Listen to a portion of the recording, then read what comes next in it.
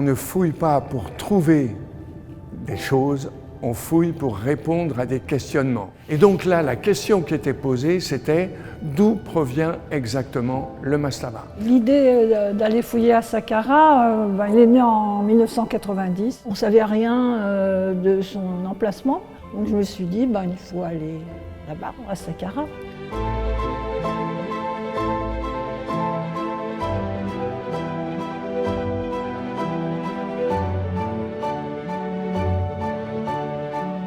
Puis on savait que cette chapelle provenait d'un tombeau qui était à proximité d'un autre tombeau que Mariette avait découvert, qui était lui sur une carte. Et finalement, je crois que c'est en 1996, on a trouvé ce mastaba de Mariette, le mastaba E17. Et là, nous savions que nous étions sans doute près du but. Donc il suffisait de creuser vers le nord, et là on allait tomber sur la façade sud du mastaba d'Aretotep. Par déduction, littéralement, la position exacte de la chapelle a été atteinte. Et on l'a reconnue tout de suite, puisqu'il y avait beaucoup d'éclats de calcaire du fait de l'enlèvement des blocs.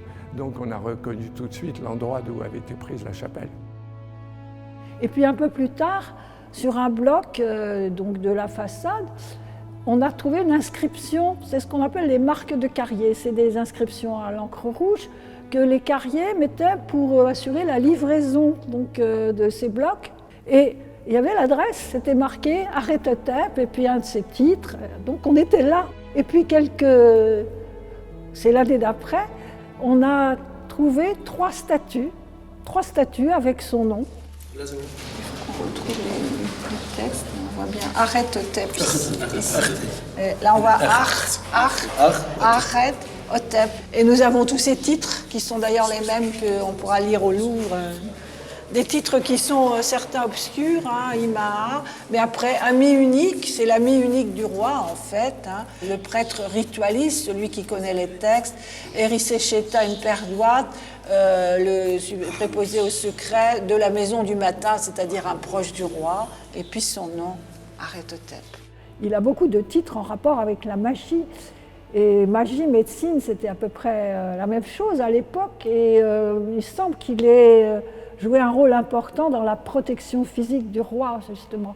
L'archéologie, ça permet de retrouver vraiment le contexte, qu'on appelle le contexte, l'environnement, la signification, la fonction, voilà.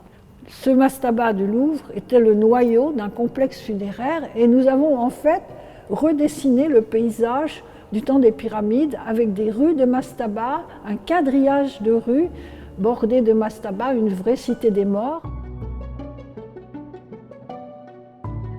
C'est aussi un travail d'équipe et ça c'est très important parce qu'on est un mois à vivre ensemble et on est tous complémentaires, c'est-à-dire que le photographe, les topographes, la dessinatrice, la restauratrice, tout ça c'est vraiment formidable, il y a un but commun et on a des coups de cœur vraiment.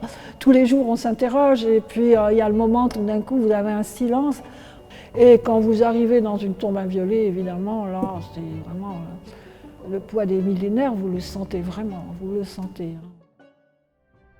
Ces décors, à tous les points de vue, et c'est d'ailleurs pour cela qu'ils ont été choisis, sont d'une très grande qualité. La chapelle, c'est un endroit de recréation du monde et c'est là où l'image joue énormément. Il s'agit vraiment d'un chef-d'œuvre en ce sens.